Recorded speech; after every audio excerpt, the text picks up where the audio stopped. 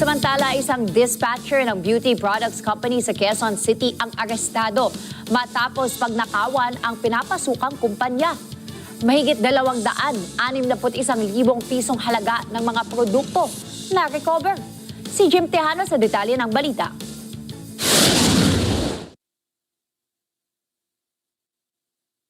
Mistulang ordinaryong trabaho lang ang ginagawa ng lalaking ito sa loob ng bodega ng isang beauty products company sa Barangay St. Peter, Quezon City, Miyerkules ng madaling araw. Sa video, makailang beses niyang binuhat ang mga kahon-kahong beauty products gamit ang trolley.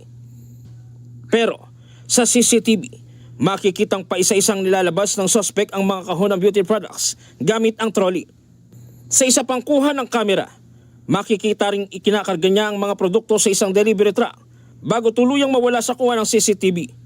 Ayon sa Laloma Police, ang lalaking nasa video'y isang 39 anyos sa dispatcher ng kumpanya na 4 na taon ng empleyado.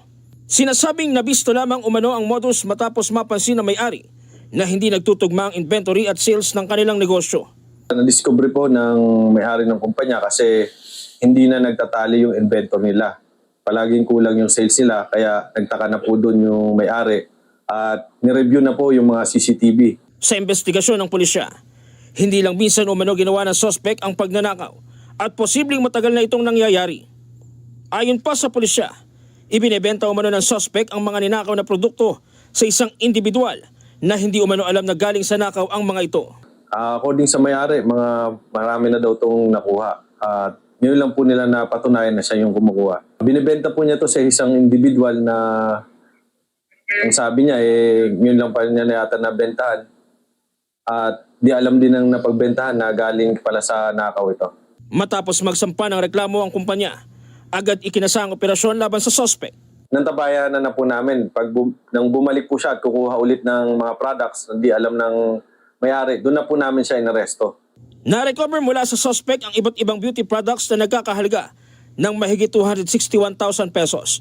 Sa record ng PNP, dati na rin nakulong ang suspect noong 2021 dahil sa kasong paglabag sa anti-carnapping law. Kasalukuyang nakakulong sa custodial facility ng Laloma Police ang suspect at naharap sa kasong qualified theft. Ginawa ko po pero no comment po. Jim Tejano para sa mata ng Agila, matatag, matapang, matapat.